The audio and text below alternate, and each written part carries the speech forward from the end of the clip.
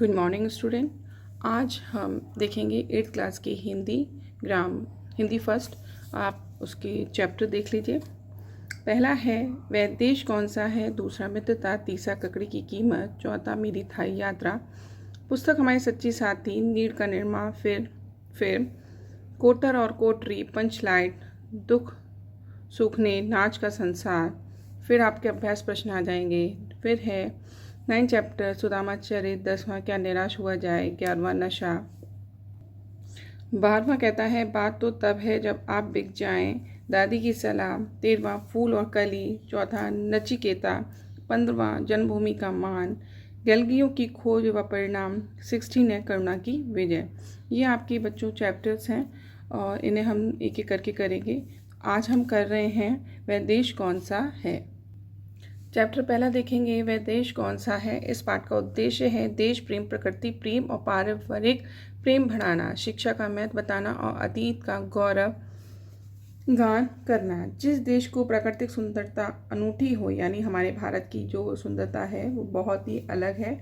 ज्ञान का सूर्योदय सर्वप्रथम जहाँ हुआ हो, देवता भी मानव रूप से अवतरित होने को लालायित रहें, जहाँ श्री राम ने पितृ आज्ञा के पालन हेतु राज सिंहासन त्याग दिया हो तथा उनके भाइयों ने भातृ प्रेम की मिसाल कायम कर दी हो, निसंदेह वह देश सिर्फ भारत ही हो सकता है। कवि की लेखनी प्रश्न शैली में राष्ट्रीय प्रशासित करती हुई भारत को विश्व का शिरोमणि देश कहकर देश प्रेम प्रकट करती है। यानी जो इसके कवि हैं राम नरेश त्रिपाठी जी, उन्होंने भारत प्रेम को दिखाया है कि वो भारत से कितना प्रेम करते हैं और वही अपनी लेखनी में चला दिया।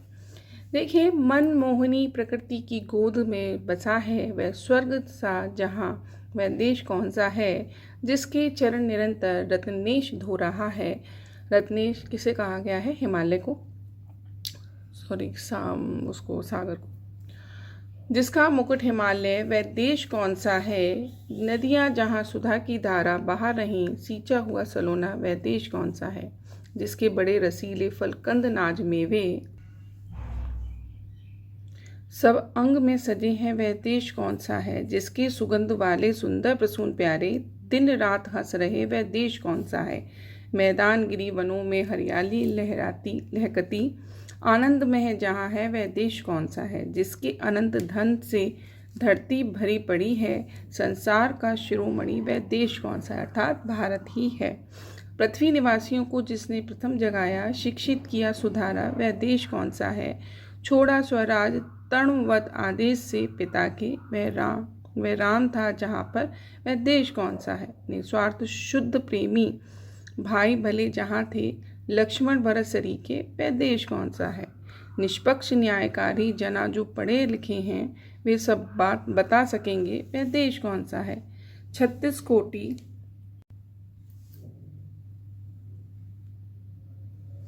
बच्चों, ये राम नरेश त्रिपाठी जी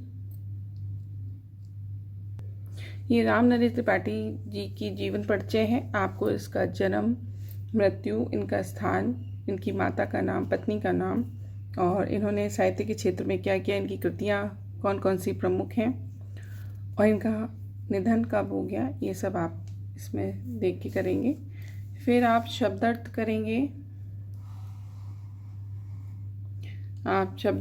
मनमोहिनी, मन को आकर्षित करने वाली, सलोना सुंदर, तणवत तिकने के समान तुच्छ, सरीखे समान, रत्ने समुद्र, प्रसन्न फूल, निस्वार्थ बिना स्वार्थ के, कोटि करोड़, सुधा अमृत, गिरी पर्वत। इसके बाद सही विकल्प चुनिए। आपसे पूछेगा कवि ने प्रकृति की क्या विशेषता बताई है, तो प्रकृति की विशेषता बताई है मन को मोहित करने वाली। स्वर्ग सा सुख कहाँ संभव है, तो आप बताएंगे भारत में। प्रसून का क्या अर्थ है? फूल। संसार का शिरोमणि देश कौन सा है, तो वो है भारत। ये वाला जो आपको एक्सरसाइज करनी है, ये आपको देखकर पीछे जो एक्सरसाइज दी गई है पंक्तियाँ आपको पूरी करनी है। फिर आता है आपका, ये पंक्तियाँ आपको पीछे दी गई हैं, उसे आप पूरा कर लें। फिर प्रश्न उत्तर है। निम्नलिखित प्रश्नों के उत्तर दीजिए। भारत की नदियों की क्या विशेषता है? भारत की नदियों की विशेषता आप लिखेंगे। भारत की नदियों की विशेषता है कि वह हमें जल ही प्रदान नहीं करती, बल्कि घर के अपशिष्ट जो गंदा पानी है, गंदा अपशिष्ट जो जल है, उसे भी अपने साथ बहा ले जाती हैं। फिर है, कवि ने भारत देश की क्या विशेषता बताई है।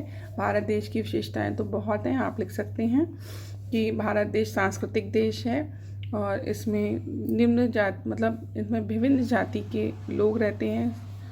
आप बताएंगे कि 36 कोटि यानी 36 करोड़ लोग आपस में मिलजुल कर रहते हैं। ये धन संप्रदा देश है, इस तरह से आप लिखेंगे। फिर है, वह देश कौन सा है, कवि ने कैसे दिया होगा। वह देश भारत ही, अर्थात भारत जैसा कोई नहीं।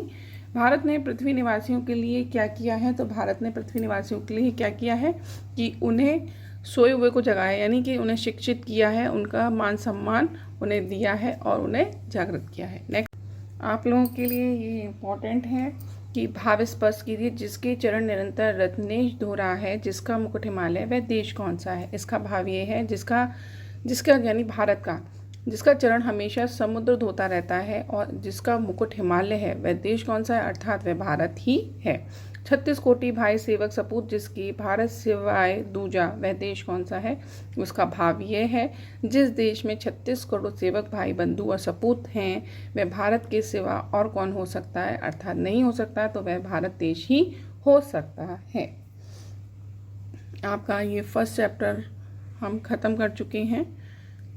तो बच्चों, आप अपने फ्रेंड्स को शेयर करें, लाइक करें, ताकि मैं आपके लिए और अच्छे टॉपिक लेके आऊँ और आपकी पूरी बुक कराऊँ। तो आप एक दूसरे को शेयर करिए और हेल्प करिए। Good bye.